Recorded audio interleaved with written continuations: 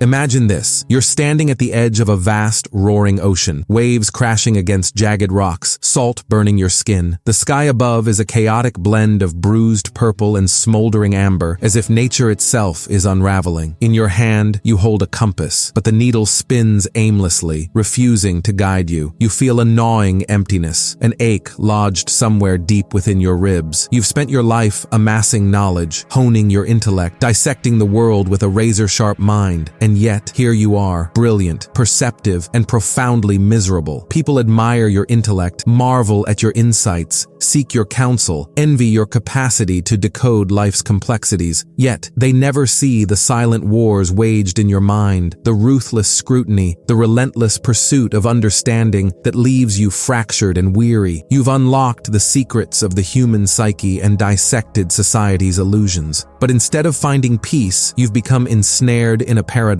The smarter you get, the heavier the world becomes. You're not alone in this torment. History is littered with brilliant minds who teetered on the brink of despair. Friedrich Nietzsche, whose intellect cut through moral fabric, collapsed under the weight of his own revelations. Arthur Schopenhauer, whose bleak assessments left him isolated and bitter. Even Dostoevsky, whose insights into human suffering couldn't save him from his own chaos. Genius, it seems, is not a blessing but a curse, a gilded cage where enlightenment and agony entwine. But why? Why does insight breed despair? Shouldn't understanding life make it more bearable? Shouldn't wisdom bring tranquility rather than torment? Is it the intellect itself, or the way it's wielded, that turns enlightenment into anguish? And most hauntingly, if the pursuit of knowledge can destroy a soul, what is the alternative? Embrace ignorance, deny truth, or is there a way to break free from the suffocating grip of your own awareness? The unseen consequences. When intelligence becomes a burden rather than a blessing, it seeps into every aspect of life, poisoning relationships, ambitions, and even one's sense of self. To the outside world, you're just the smart one, the problem solver, the insightful thinker. But beneath that polished exterior lies a profound dissonance between what you know and what you feel. Imagine trying to connect with others when your thoughts constantly spiral into depths they never dare to tread. You notice the shallowness of small talk and the predictability of social rituals. You suffocate your thoughts, pretending to fit into molds never shaped for you. When you do speak your mind, you're met with vacant stares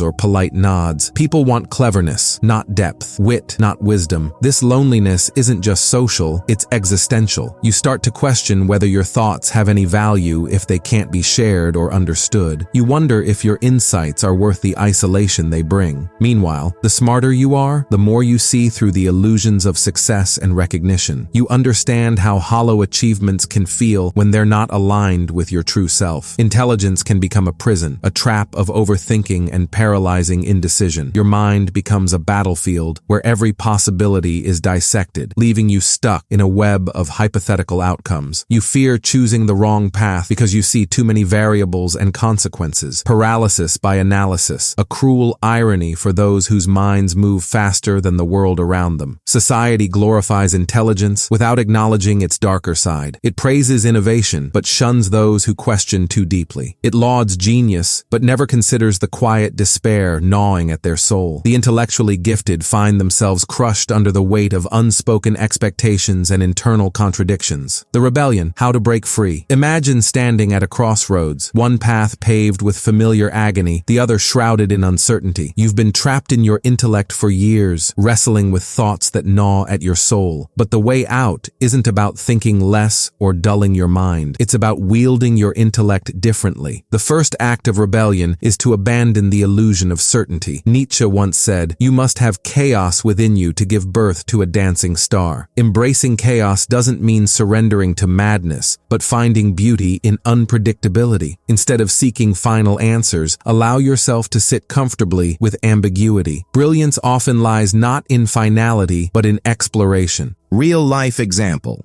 Let's take a real-life example. Imagine Sarah, A young professional who recently gave a presentation at work. Instead of feeling relieved after finishing it, she kept replaying every word and every slide. She wondered if her colleagues thought she sounded unprofessional or made mistakes. This constant overthinking kept her up at night, causing her to lose sleep and feel anxious about her performance. A week later, Sarah's boss complimented her on the presentation, but by that time, she was already mentally exhausted and emotionally drained. She realized that her worries were unfounded, but it didn't stop her from repeating the same pattern the next time she had a project. This is the harsh reality of overthinking. It creates problems that don't actually exist and makes you suffer from imaginary scenarios. Breaking free from overthinking. The good news is that breaking the cycle of overthinking is possible. Here are some practical strategies that can help you take control. 1. Awareness and acknowledgement. Recognize when you're overthinking. Pay attention to your thought patterns and notice when you're stuck in a loop. Acknowledge that overthinking is a problem, not a solution. 2. Practice mindfulness. Ground yourself in the present moment. Focus on your breathing or use simple grounding techniques like observing your surroundings. Mindfulness helps disrupt overthinking by anchoring you to reality. 3. Set time limits for worrying. Give yourself permission to think about a problem for a limited time. Once that time is up, consciously let it go and move on. This trains your brain to break the habit of endless rumination. 4. Journaling. Write down your thoughts without judging or analyzing them. Sometimes seeing your worries on paper makes them feel less intimidating and helps you process them objectively. 5. Seek professional help. If overthinking is severely impacting your life, consider talking to a therapist. Cognitive behavioral therapy, CBT, can help you recognize and change negative thought patterns. 6. Take action. Instead of getting stuck in your thoughts, take small actions towards solving the problem. Even if it's not perfect, moving forward is better than staying stuck. 7. Practice self-compassion. Remind yourself that it's okay to make mistakes. Nobody is perfect, and that's perfectly fine. Treat yourself with kindness instead of harsh criticism. Overthinking is a silent enemy that creeps into your life and takes control without you realizing it. It drains your energy, damages your relationships, and holds you back from living fully. But you have the power to break free. Remember, your thoughts don't define you. You are more than your worries and fears. Start practicing mindfulness, challenge your negative thoughts, and take small steps to regain control of your mind. You deserve peace, happiness, and a life free from the chains of overthinking. If this video resonated with you, don't forget to like, share, and subscribe for more content on mental well-being and self-improvement. Let me know in the comments how overthinking affects your life and how you cope with it. Stay strong, stay mindful, and take care of yourself.